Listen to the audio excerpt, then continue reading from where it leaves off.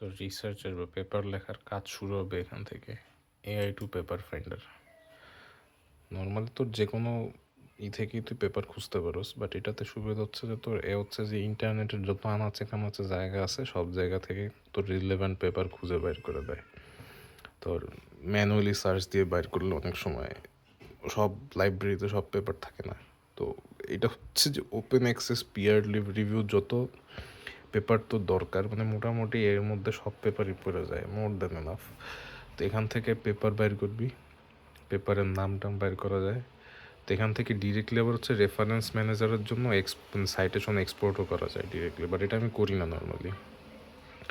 তো এখান থেকে তোর রিলেভেন্ট পেপার খুঁজে বের করবি, পেপারগুলো ডাউনলোড করবি একটা ফোল্ডারে, রেফারেন্স নাম বা এরকম কিছু একটা দিয়ে, মানে যেখানে তো সব রেফারেন্স থাকবে। যেমন আমি এখানে এরকম একটা করে রাখছি রেফারেন্স। এখানে হচ্ছে যে আমার যত রেফারেন্স আছে সোফার কয়টা 190টার মতো মনে হয়, 89টা রেফারেন্স, 89টা পেপার সব এখানে আছে স্পেসিফিক প্রজেক্টের জন্য, স্পেসিফিক ফাইল ফোল্ডার আর কি।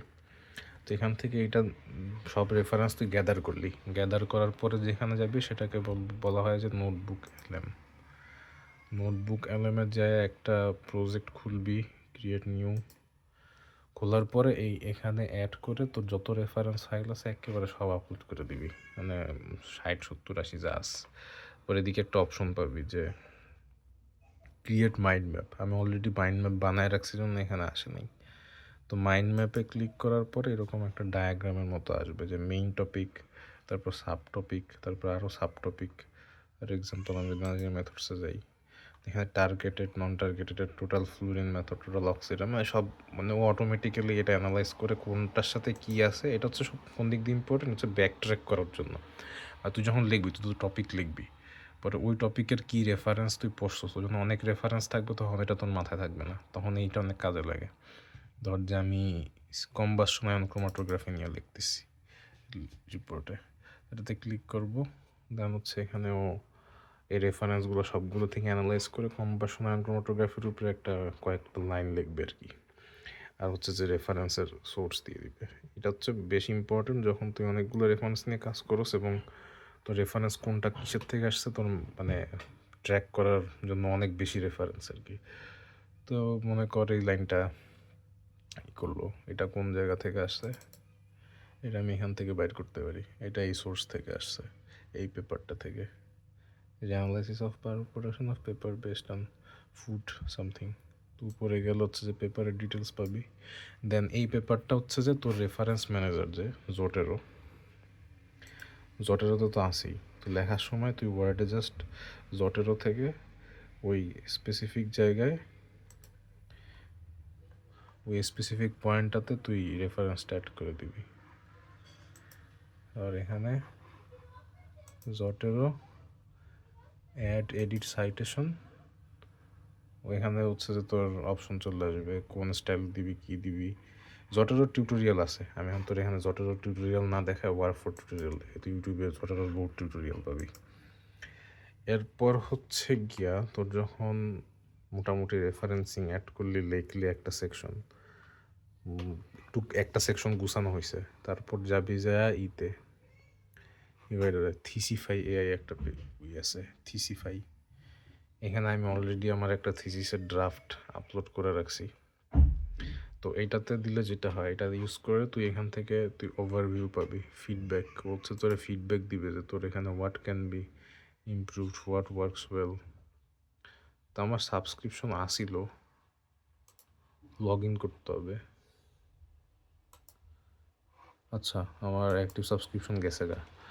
তো এটাও খুব বেশি এক্সপেন্সিভ না, এটা তোর মোটামুটি চিপই আছে, মান্থলি 4 ইউরো, মানে 28 krona বা সামথিং। তা আমার সাবস্ক্রিপশনটা ছিল, কিন্তু হয়ে গেছে, বাট এটা আমি ইউজ করি, আমার সাবস্ক্রিপশন নিতে হবে। আবার এটা হচ্ছে তোর রিভিউ দেয় আর কি, এটা হচ্ছে তোর সুপারভাইজার যেটা করবে এক্স্যাক্টলি ওইটাই করবেও, মানে ভার্চুয়াল সুপারভাইজার আর কি। তারপর তুই জটেরোতে অ্যাড করার আরেকটা সিস্টেম পাইতে পারো, সেটা হচ্ছে যে গুগল স্কলারে যাবি, গুগল স্কলার, যে কোনো একটা টপিকে পেপার খোঁজার পরে জটেরোর ওয়েব এক্সটেনশন থাকে এখানে, এই জটেরোর এক্সটেনশন, এটাতে ক্লিক করলে হইতেছে যে এখান থেকে সব হয়ে যাবে। তো সব সিলেক্ট করে তুই এক্সপোর্ট দিলে এটা তোর লাইব্রেরিতে অ্যাড হয়ে যাবে পেপারগুলো। এটা খুবই কনভিনিয়েন্ট। তুই জটেরও টিউটোরিয়াল দেখিস যদি না ইউজ করে থাকোস আর কি অলরেডি। তো এইটা হইতেছে আমার মোটামুটি ওয়ার্ক ফ্লো। আর কি আছে, আর হচ্ছে জেমিনি ইউজ করি, আর হচ্ছে ক্লড আর জেমিনি হচ্ছে জেনারেল পারপাস এআই। জেমিনি হইতেছে যে তোর লেখার জন্য খুবই ভালো। এটা আমি সাজেস্ট করবো, পারলে তুই পেইড ভার্সনটা নিয়ে নিস।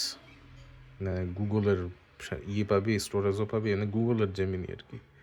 তো জেমিনির এই যে ডিপ রিসার্চ, এই সাইটটা খুবই জোস। এটাতে তুই ডিপ রিসার্চ দিলে একটু টাইম নেয়, আধা ঘন্টার মতো টাইম নেয়। আধা ঘন্টার মতো টাইম নিয়ে তোরা লিটারালি তোর একটা আর্টিকেল এক্সাম্পল দেখে আমি জেমিনি দিয়ে জেনারেট করছি। পেস্টিসাইড অ্যানালাইসিস কনটেক্সট, এই যে ডকুমেন্টটা দেখতেছস, মানে এটা পুরাটা হচ্ছে যে জেমিনি জেনারেট করে, এবং এটা কোনো ভুগিচুগি না, মানে deep analysis. Chat GPT TPT তো তোর সারফেস লেভেলের ইনফরমেশন দেয় মোস্টলি। তো দিছে সব, হ্যাঁ টেবিল টুবিলও দিছে, ফিগারেরও কোড দিছে কিছু। এবার রেফারেন্স দেখছোস কতগুলো রেফারেন্স, সবগুলো রিয়েল রেফারেন্স। চ্যাট জিপিটি তো ভুয়া রেফারেন্স দেয়, বাট এটা হচ্ছে তো ডিরেক্টলি ইউজ করার জন্য না, এটা হচ্ছে যে তুই এখান থেকে এটা রাখবি, পাশাপাশি হইতেছে যে তুই নিজে লিখবি। এটা হচ্ছে তোর আইডিয়া নেওয়ার জন্য যে তোর রিপোর্টে তুই কী কী ইনক্লুড করতে পারস। এটা খুবই জোস জেমিনির এই পার্টটা।